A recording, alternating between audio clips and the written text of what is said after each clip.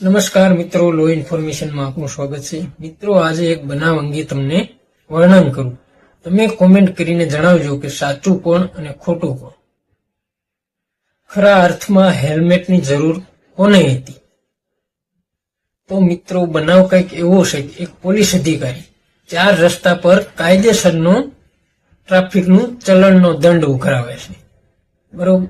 એટલે ત્યાંથી એક દારૂડિયો પસાર થાય છે પીધેલી હાલત બાઇક લઈને, અને બાઇક એ 4 રસ્તા પર પોલીસ અધિકારી જે દંડ ઉઘરાવે છે તેને જઈને ટક્કર મારે છે, એટલે માથાના ભાગમાં ગંભીર ઈજા પહોંચે છે અસરાટ લાગવાના કારણે।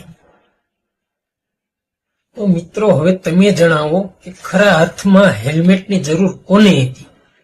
એટલે મિત્રો, કાયદો હેલ્મેટનો એ વાત વ્યાજબી છે, પરંતુ કોઈ પણ કાયદા સંજોગોને આધીન કામ કરતા હોય છે।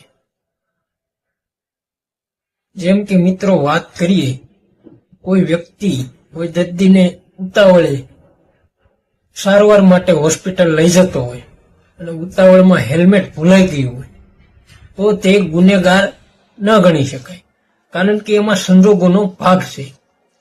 એટલે કે મિત્રો, હેલ્મેટ કરતા એ દર્દીનો જીવ મહત્વનો છે, એટલે કાયદામાં થોડી ઘણી આંશિક છૂટછાટ મળવી જોઈએ।